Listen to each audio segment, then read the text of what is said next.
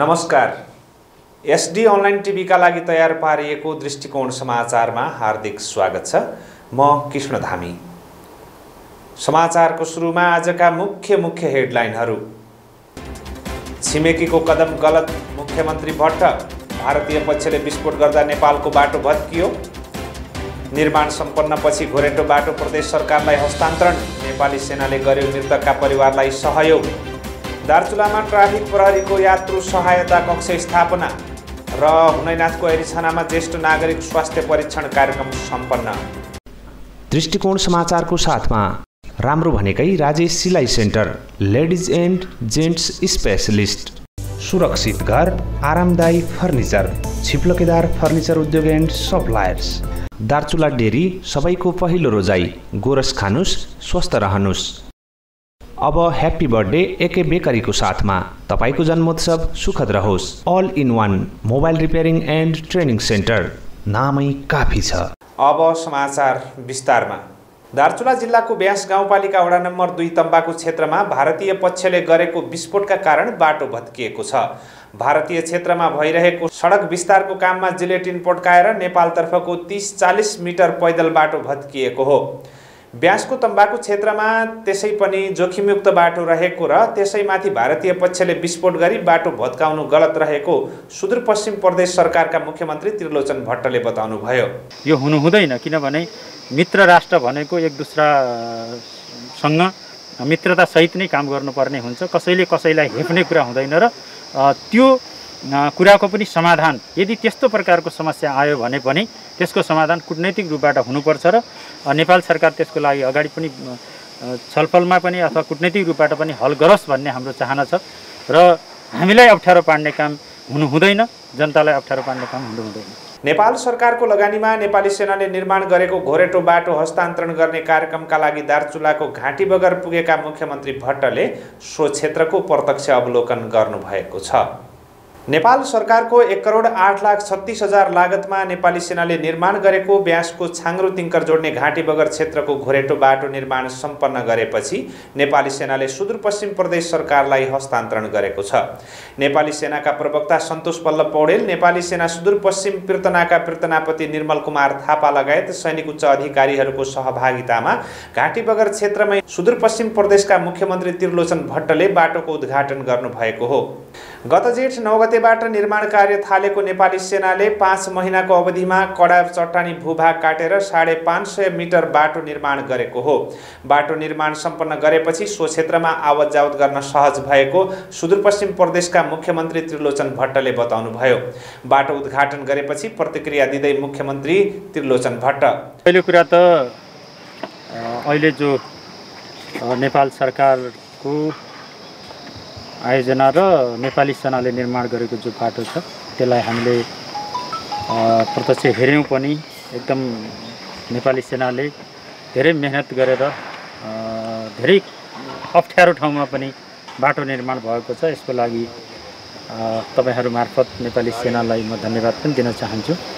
र त्यो आफैमा एकदम कठिन छ कि अहिलेको हाम्रो जुन समस्या, हाम्रो आफ्नो नेपाली जनता नेपालकै आफ्नो भूगोलमा आउनको लागि पनि अरू देशको भूगोल प्रयोग गर्नुपर्ने जो हाम्रो बाध्यता थियो, त्यो बाध्यताबाट अहिले हामी मुक्त भएका छौँ।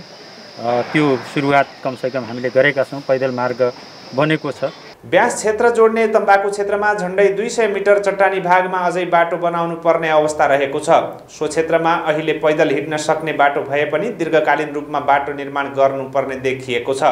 ब्यासी सौका समुदाय आगामी कार्तिक महिनामा वस्तुभावसहित खलङ्गा झर्नेछन्। त्यति बेलासम्म विशेष प्याकेज मार्फत त्यस क्षेत्रको पनि बाटो निर्माण गरिने मुख्यमन्त्री भट्टले जानकारी दिनुभयो। त्यहाँ अहिले तत्काल त हिँड्न सक्ने परिस्थिति छ भन्ने बुझिया छ, हिँड्न सक्ने स्थिति छ र जहाँ अप्ठ्यारो छ त्यहाँ हामी तत्काल सुरु गर्ने भनेर हामीले यहाँका सम्बन्धित निकायसँग छलफल गरेर त्यसको पनि सुरुवात भनेको ती समुदायलाई यसै कुञ्चा सर्ने बेलासम्म बाटो चाहिँ बनिसक्छ। एकदमै हाम्रो प्रयास नै के हुन्छ भने अब हाम्रो नेपाली जनताहरू आफ्नै भूगोल प्रयोग गरेर सदरमुकाम आउन जान सक्ने परिस्थिति हुनुपर्छ भन्ने कुरामा प्रदेश सरकार एकदम प्रष्ट छ। तम्बाकु क्षेत्रमा बाटो निर्माण गरेपछि मात्रै अहिलेको घाँटी बगर क्षेत्रको बाटो निर्माण गरेको औचित्य रहन्छ, नत्र वस्तुभाव समेत हिँड्न नसक्ने तम्बाकु क्षेत्रलाई त्यस्तै छाडियो भने ब्यासका स्थानीयलाई निकै दुःख हुने दार्चुलाबाट निर्वाचित प्रदेश सांसद ग्याल्बुसिंह बोहराको भनाइ छ। नेपाली सेनाले जुन उच्च मनोबलका साथ यहाँको स्थानीय जनताको जुन मनोबल बढाइदिनु भएको छ त्यसको लागि धन्यवाद नै छ। तथापि यतिले मात्र पनि नपुग्ला किनभने जुन उद्देश्यका साथ हामीले त्यो बाटो बनाएका हौँ त्यो बाटोको परिपूर्ति तब हुनसक्छ अथवा उद्देश्य पूर्ति तब हुनसक्छ जब हामीले यो तम्बाकु भन्ने ठाउँमा पनि कमसेकम चाहिने निर्विवाद रूपमा चाहिँ जनावर चाहिने आउन सकोस्। त्यसैले उहाँको पनि बनाइ के छ भने ठिकै हो, हामीले जहाँ अप्ठ्यारो छ त्यहाँ पुग्ने हाम्रो नेपाली सेनाको धर्म पनि हो र विस्फोटक पदार्थ प्रयोग गर्ने ठाउँमा हामी जति प्रयास हुन्छ हामी जहाँ जे गर्नुपर्छ त्यसको लागि म तयार छु र सम्भवतः उहाँको भनाइअनुसार म विस्फोटक पदार्थको काम चाहिँ हामी गर्छौँ, त्यो बाहेकको अन्य काम चाहिँ अन्य निकायले गरिदियो भने राम्रो होला कि भन्ने उहाँको विचार। दार्चुला सदरमुकाम खलङ्गादेखि 87 किलोमिटर उत्तरमा रहेको ब्यासको तिङ्कर गाउँसम्म पुग्न दार्चुला तिङ्कर सडकले 47 किलोमिटर सडकको ट्र्याक खोलेको छ।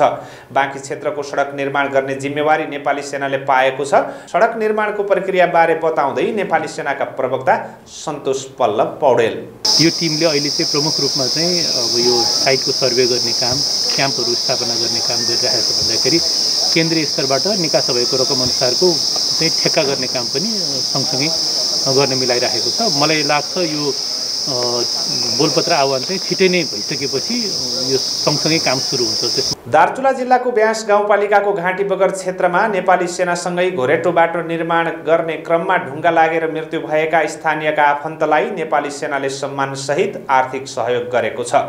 गत भाद्र 19 गते ब्यास गाउँपालिका वडा नम्बर 5 धौलाकोटका स्थानीय 37 वर्षका दिवान सिंह धामीका धर्मपत्नीलाई नेपाली सेनाका सुदूरपश्चिम प्रतनापति निर्मल कुमार थापाले 10 लाख रुपैयाँको चेक हस्तान्तरण गर्नुभएको हो। बाटो निर्माण गर्ने क्रममा मृत्यु भएका धामीको सम्मान स्वरूप बिमा रकमबाट आर्थिक सहयोग गर्नुका साथै कामको मूल्याङ्कन गर्दै कदरपत्र र ट्रफी समेत प्रदान गर्नुभएको छ। मृतक धामीको बाटो निर्माण गर्ने क्रममा भाद्र 19 गते ढुङ्गा लागेर मृत्यु भएको थियो।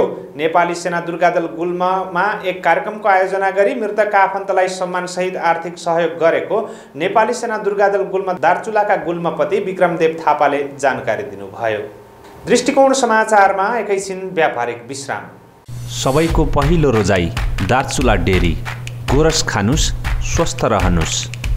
हाम्रो यहाँ शुद्ध अनि ताजा दूध, दही, मही, घिउ तथा दूधबाट बनेका विभिन्न परिकारहरू उपलब्ध छन्। प्रोप्राइटर प्रकाश सामन्त, महाकाली नगरपालिका वडा नम्बर 4 तिङ्करखेडा दार्चुला। सम्पर्क मोबाइल 97 49 52 33 48। दार्चुला डेरी।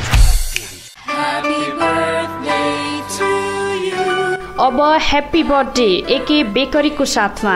हाम्रो यहाँ birthday cake, pizza, burger, sandwich, cream roll, cream बन्दा, डोनट, समोसा, फ्यान, pastry, patties, lassi, cold drink, gift तथा बर्थडे सामानहरू सुपथ मूल्यमा उपलब्ध छन्। साथै बर्थडे पार्टी प्यालेसको पनि व्यवस्था छ। सम्पर्क phone 093 420 418, mobile 98 69 10 24 24, 98 40 62 42 81। Proprietor Amar and Karan Bam brothers. AK bakery, Mahakali नगरपालिका 4 घाट बजार दार्चुला। हाम्रो चाहना तपाईको जन्मोत्सव सुखद रहोस्। सबैभन्दा बढी खुसी मोबाइल किन्दा, सबैभन्दा बढी दुखी मोबाइल बिग्रिँदा, होइन त? हो, तपाईँ हाम्रो सुख र दुःख अल इन वान मोबाइल सेन्टरसँग जोडिएको छ। जुनसुकै ब्रान्डका नयाँ मोबाइल किन्न परेमा वा जस्तोसुकै बिग्रेको मोबाइल मर्मत गर्नु परेमा हामीलाई सम्झनुहोस्। साथै हामी मोबाइल मर्मतको तालिम पनि दिन्छौँ। All in one mobile repairing and training centre, Mahakali नगरपालिका 4 राष्ट्रिय वाणिज्य बैङ्क जाने बाटोमा। प्रोप्राइटर राकेश सिंह धामी। सम्पर्क phone 093 420 516, mobile 98 65 77 11 46। All in one mobile centre, नामै काफी छ। सुरक्षित घर, आरामदायी फर्निचर, छिप्लोकेदार फर्निचर उद्योग एन्ड सप्लायर्स।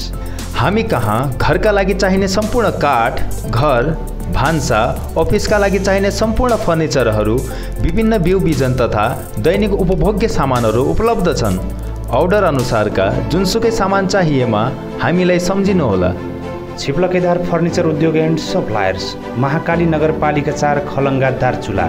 सम्पर्क phone 093 420 368, mobile 9847 55 44 97। Proprietor Ramji Prasad Joshi. मनले रोजे जस्तो, फैसनले खोजे जस्तो हिपहप, फिटिङ, जिउडा सुहाउँदो विभिन्न डिजाइन र फैसनमा लुगा कपडा सिलाउने ठाउँको खोजीमा हुनुहुन्छ? आउनुहोस्, अब राजेश सिलाइ सेन्टरमा जाउँ। छानी छानी मन परेको लुगा सिलाउँ। थान कपडा, रेडिमेड कपडा, बालकदेखि बुढासम्मका लागि आवश्यक सम्पूर्ण लुगा कपडा तथा विभिन्न विद्यालयका ड्रेस पनि सिलाइन्छन्। महाकाली नगरपालिका वडा नम्बर 4 माथिल्लो बजार, प्रेमसिंह धामीको शालिक नजिक। Proprietor Rajesh and Ajay Nepali.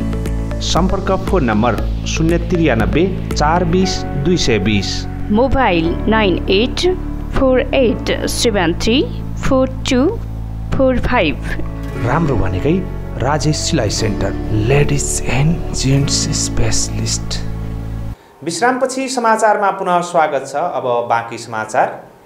जिल्ला ट्राफिक प्रहरी कार्यालय दार्चुलाले सोमबार दार्चुला जिल्ला सदरमुकाम खलङ्गामा यात्रु सहायता कक्ष सञ्चालन गरेको छ। यात्रा गर्दा पर्ने विभिन्न समस्याहरूको सहजीकरण गर्नका लागि जिल्ला ट्राफिक प्रहरी कार्यालय दार्चुलाले यात्रु सहायता कक्षको स्थापना गरेको जिल्ला ट्राफिक प्रहरी कार्यालय दार्चुलाका ट्राफिक प्रहरी सहायक निरीक्षक केशव दत्त भट्टले जानकारी दिनुभयो। दार्चुला जिल्ला सदरमुकाम बस पार्क वीरेन्द्रवन क्षेत्रमा यात्रु सहायता कक्ष स्थापना गरी यात्रुहरूका समस्या समाधानमा ट्राफिक प्रहरीले निर्वाह गर्ने भूमिका सहायता कक्षबाट प्रदान गरिनेछ। मुख्यमन्त्री ज्येष्ठ नागरिक स्वास्थ्य चेक जाँच परामर्श तथा औषधि वितरण कार्यक्रम अन्तर्गत सोमबार मालिकार्जुन गाउँपालिका वडा नम्बर 4 को ऐरीछानामा कार्यक्रम गरिएको छ। दूरदराजमा रहेका आधारभूत स्वास्थ्य सेवाको पहुँचबाट टाढा रहेका तथा हिँडेर स्वास्थ्य संस्थासम्म जान नसक्ने ज्येष्ठ नागरिकहरूको स्वास्थ्य प्रवर्धनका लागि समुदाय स्तर र घर दैलोमै पुगेर स्वास्थ्य सेवा दिइन लागेको छ।